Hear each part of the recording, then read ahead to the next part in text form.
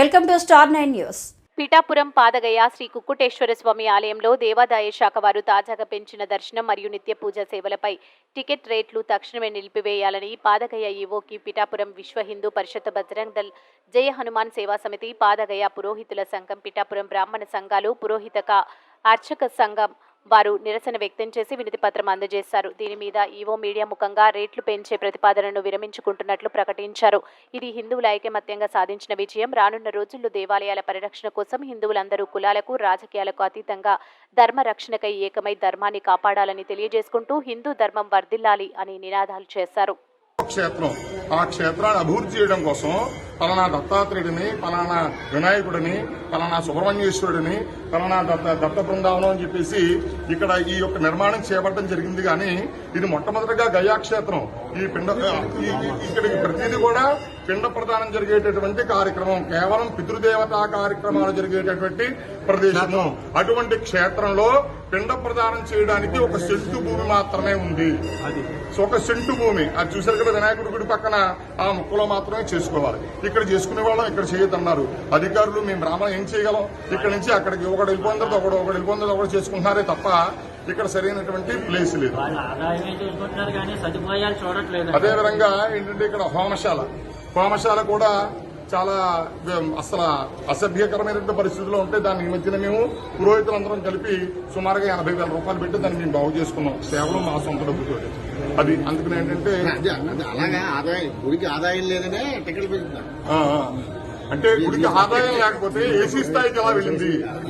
మొట్టమొదటిగా అసలు ఆదాయం లేకపోతే ఒక్కసారి ఆదాయం లేకపోతే ఏసీ స్థాయికి ఎందుకు వెళ్ళింది? దేవాదాయ. నమస్కారం, జై శ్రీరామ్, హరహర మహాదేవ్.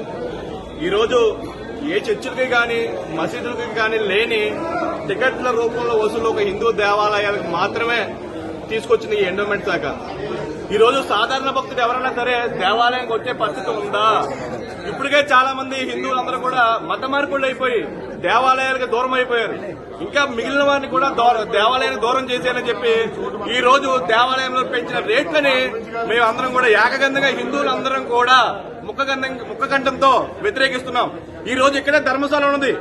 ఎవరైనా సరే చనిపోతే అక్కడ ఏమైనా కార్యక్రమాలు చేసుకుని ధర్మశాల ఒక డోనర్ లక్షలాది రూపాయలు పెట్టి కట్టేస్తే ఈ రోజు దానికి 1000 రూపాయలు టికెట్. ఇప్పటి నుంచి దానికి 1500 చేశారు. ఎంత దారుణమైన డోనర్ ఉచితంగా లక్షలాది రూపాయలతో కట్టిస్తే వచ్చిన భక్తులకి అక్కడ ఉచితంగా చేయాల్సింది మానేసి దేవాలయ శాఖ 1000 రూపాయలు టికెట్ పెట్టడమే తప్పు, దాన్ని 1500 చేయడం ఇంకా తప్పు. ఒక వ్యక్తి దైవకరంగా మాల గుళ్ళో వేసుకుంటే 70 రూపాయలు 100 రూపాయలు అంట. అసలు దారుణమైన స్థితి. అంటే ఈ రోజు పక్క మతాలు తిట్టుకుంటున్నాయి. ఇక్కడ దేవాలయం కంటే దేవుడు కాస్ట్లీ అయిపోయాడు, దేవాలయానికి వెళ్ళగలమని. ఇది ఎండోమెంట్ చేస్తున్న పని. కొంతమంది యొక్క అధికారుల యొక్క అత్యుత్సాహం హిందువులు ఈ రోజుకే చాలా మందిని దూరం చేశారు. ఇంకా ఎంతమంది దూరం చేస్తారు? ఈ రోజు వెంకటేశ్వర స్వామి గుడి చూసుకున్నట్లయితే 5 రూపాయలు టికెట్ 5 రూపాయలు మాత్రం అర్చన చేస్తున్నారు. పావుగంట సేపు ఉంచి 5 రూపాయలతో చేస్తున్నారు. రిక్షా వాళ్ళ దగ్గర నుంచి పెంచుకోరు వరకు వెళ్లి రావచ్చు. ఈ రోజు సామాన్య భక్తులు సామాన్య హిందూ దేవాలయానికి వెళ్లి రావచ్చా? కాబట్టి ఈ మంత్రాలయానికి వెళ్ళాలంటే 50 రూపాయలు, ఇక్కడ మాల వేసుకోవాలంటే 100 రూపాయలు. పిండ ప్రదానం దక్షిణ కాల్సి ఎవరైనా సరే చనిపోతే పితృదేవతల యొక్క ఆశీర్వాదాల కోసం, వాళ్ళ స్వర్గగతుల కోసం ఇక్కడ కార్యక్రమాలు చేస్తాం. దాన్ని 300 చేయడం ఏంటంటే భక్తులు 300 రూపాయలు టికెట్ అయితే ఇస్తాడా? బయట పూజా సామాగ్రి అయితే ఇక్కడ పేద బ్రాహ్మణులకే డబ్బులు ఇచ్చుకుంటాడా?